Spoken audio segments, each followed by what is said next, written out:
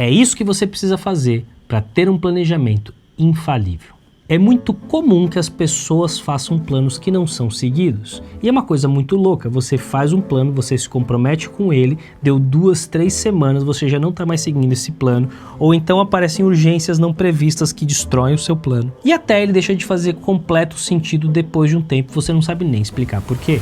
E é por isso que você precisa observar 4 grandes segredos para garantir que o seu plano vai ser o mais perfeito possível. Passo número 1. Recentemente eu dei um treinamento sobre pensamento analítico para uma grande empresa do segmento de saúde no Brasil. E nesse treinamento a equipe teve uma dificuldade muito grande com um ponto específico do pensamento analítico, que é a definição fina do que significa sucesso. Em geral, as pessoas pensam no sucesso dos seus objetivos, sejam lá quais forem, de uma forma um pouco ampla, de uma forma um pouco abstrata. Eu quero ganhar mais dinheiro, eu quero ser mais feliz, eu quero otimizar o meu processo. Ok, só que essas coisas são abstratas, essas coisas são vagas. Se você quer ter um plano bem feito, a primeira coisa que você precisa fazer é refinar profundamente os critérios do que exatamente significa sucesso. Isso significa dizer de forma quantitativa quanto dinheiro a mais você quer ganhar, em quanto tempo isso precisa acontecer e o que não pode acontecer ao longo do caminho. Eu não posso trabalhar mais do que 12 horas por dia porque eu não estou afim de fazer isso. Eu não estou afim de investir mais do que 100 mil reais nesse negócio porque é um fluxo de caixa que não é viável.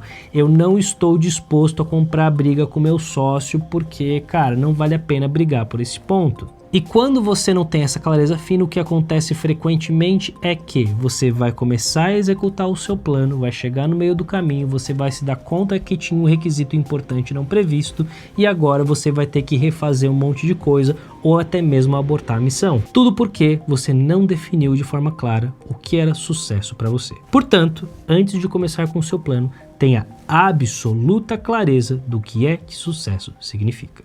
O que me leva ao passo número 2. Uma coisa que passa absolutamente batido na maior parte dos planos que eu já vi por aí é a questão das contingências. O que é que a gente faz quando as coisas dão errado? A maior parte das pessoas simplesmente presume que tudo vai dar certo, ou pelo menos elas torcem para que isso aconteça, e elas simplesmente ignoram a extremamente provável possibilidade de que as coisas simplesmente não vão acontecer do jeito que elas gostariam que acontecesse. E quando a vida chega, elas ficam absolutamente surpresas que, quem poderia imaginar que as coisas dão errado, não é verdade? Pois é. É tipo aquela pessoa que tem um compromisso do outro lado da cidade e fica surpresa que tem trânsito. Quem poderia imaginar que existe trânsito numa cidade como São Paulo, não é mesmo? Que incrível. E a questão é, a maior parte dos riscos do seu plano são absolutamente previsíveis. É fácil você identificar onde estão a maior parte dos problemas que podem acontecer. E é por isso que o seu plano precisa de alguma maneira resolver essas questões. Quando eu vou para algum lugar, por exemplo, eu sempre aloco mais tempo, gosto de chegar 15 minutos, meia hora, até 1 hora antes, dependendo do que eu vou fazer. E dessa forma, se eu tiver algum tipo de problema, eu consigo resolver isso antes. Palestras, por exemplo, eu não gosto de chegar no dia, eu gosto de chegar um dia antes, porque se tiver algum problema com os slides, com o computador, com a integração no negócio, eu tenho uma noite inteira para resolver na paz de Deus e eu não preciso ficar me matando e correndo no dia seguinte quando eu sei que todo mundo vai estar absolutamente alucinado para fazer as coisas funcionarem. Não faz sentido. É muito melhor, de uma perspectiva de redução de risco e contingência, eu simplesmente chegar um dia antes, resolver o que eu tenho que resolver com tranquilidade e assim a vida segue melhor para todo mundo. O que me leva ao passo número 3.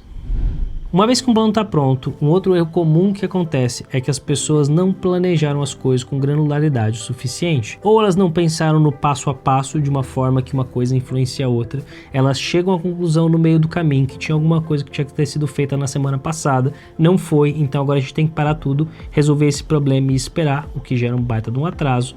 Ou então você simplesmente não tem ferramentas adequadas para você funcionar de uma forma mais eficiente. E o processo de organização é importante por isso, ele vai te dar velocidade quando mais importa. Hoje, por exemplo, todos os textos de Instagram que eu tenho não são feitos por mim, eles são feitos 100% por IA. Eu coloco o tema do vídeo, a IA transcreve, minha equipe copia, cola lá, agenda e o negócio funciona desse jeito.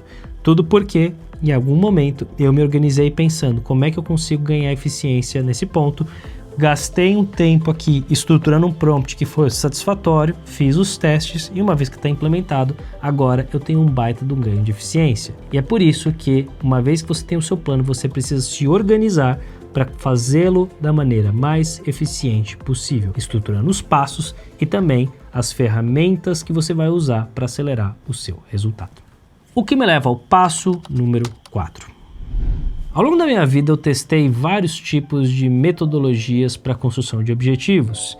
Eu entendi como é que funcionavam OKRs e KPIs e Smart Goals e todo tipo de metodologia que você pode imaginar. E ao final de todo esse processo eu cheguei à conclusão de que, no final das contas, eu preciso de 2 tipos de indicadores que importam para a minha execução funcionar bem na hora que eu tenho um projeto rolando. Eu preciso, por um lado, de um indicador de resultado e eu preciso, por outro lado, de um indicador de esforço. O resultado é importante porque eu preciso ter clareza de para onde eu estou indo, e isso idealmente se define lá no começo. Mas eu também preciso ter um indicador de esforço que é o controlável que eu vou executar para eu conseguir chegar até aonde eu quero. Então, se você quer, por exemplo, perder 10 quilos, esse é um indicador de resultado muito claro. E o indicador de esforço correlacionado com ele é, por exemplo, o número de vezes que você vai na academia, ou o número de dias que você está seguindo a sua dieta, ou até o número de calorias que você consome no dia. E é importante a gente acompanhar as duas coisas, porque se eu não chegar no resultado que eu estou buscando e eu não acompanhei a execução, eu não sei se é porque eu não executei direito ou se a estratégia que eu estou executando não funciona como deveria estar funcionando. O que na prática significa dizer o seu plano não funciona. Só que você só vai saber isso se você estiver acompanhando não só o resultado, mas também a execução.